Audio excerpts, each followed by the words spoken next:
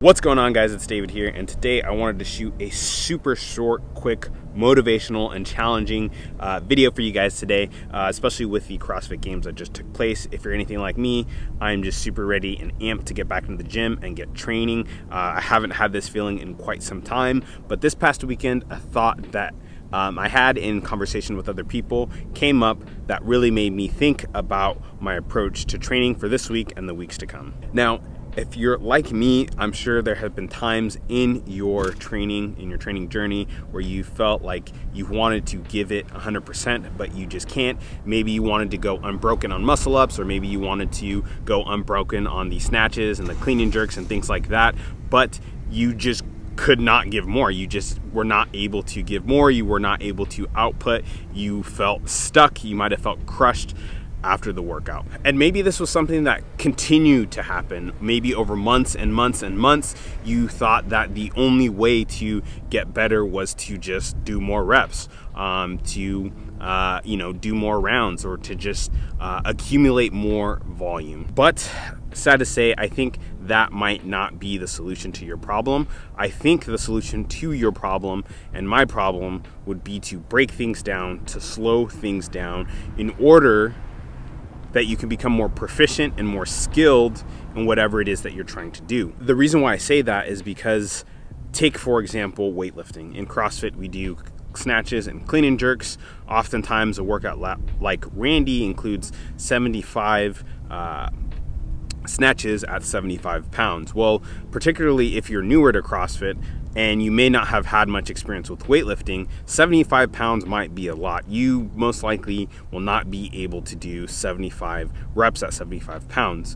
So instead of trying to kick against the wind and continue to push against an endless wheel, the only solution, or a better solution, would be to break that down and to focus on weightlifting for 36 months and to get stronger in weightlifting, because that would be the only way to truly improve your output, would be to get stronger. Because obviously at this point, if you can only do 10 reps at 75 pounds, you're not going to be able to output the same way that if you could do 75, or you could do 15 reps.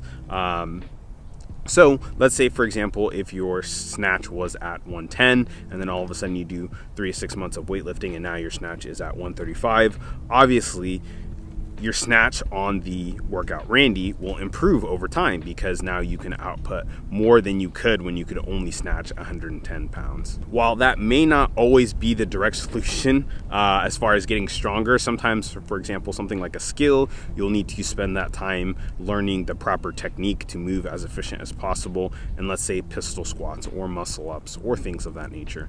But in general, if you want to get better, especially when it comes to the world of CrossFit, you need to break it down. You need to slow it down, and that's going to help you to get better, because you'll be able to move more efficiently.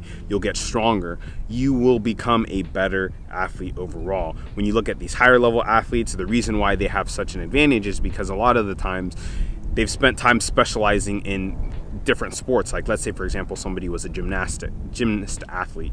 Then they've spent time learning how to do things like muscle ups and pull ups and body weight movements so proficiently that you as a generalist would never be able to compete in that regard. So you need to spend time specifying in all of these different areas of fitness in order to become better as a generalist in fitness.